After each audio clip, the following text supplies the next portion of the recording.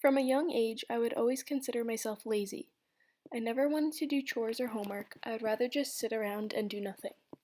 Nevertheless, I was always involved in sports and loved going to the beach to swim growing up. Living on Long Island, we have access to a lot of beaches and are always surrounded by water. I was playing in the water, and my parents could never get me out of the pool. They would call me their little fishy because I loved swimming so much. Growing up, I knew I wanted a job as soon as I could. After brainstorming, I figured out the perfect job would be a lifeguard.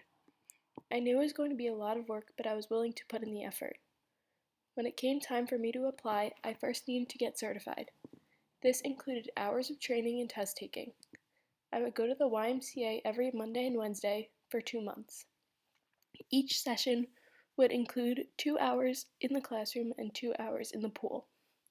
After many weeks, I finally was deemed lifeguard waterfront, CPR and AED, and first aid certified. I was able to send in my application to work at a local beach in my local town. I was given the job shortly after. After going to a couple of meetings, we started work. My first day on the job, I was slightly nervous. I did not know what to expect, but it came natural.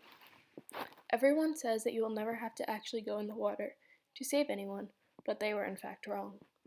After a year of working at the beach, my training was called into action. It was a Monday evening. I was sitting on the stand waiting for my shift to end when I heard a cry for help in the distance. I blew 3 whistles and darted off the stand carrying my red tube. I ran as fast as I could towards the boy with flailing hands. Once I approached him, I noticed he was caught in the current. I grabbed his arms and helped him back onto the tube. We swam out of the current and I brought him back to shore. Everyone on the beach was applauding me for what I had done. I did not realize until after what I had done myself. Never in a million years did I think I would have to save someone, but when I did, my training came into full effect. Since then, the only thing that has been quite stressful was having to rub suntan lotion on an old lady's back.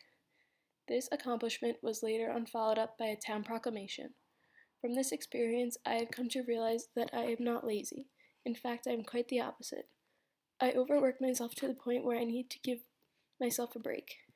It is important to do this once in a while so you do not get burnt out.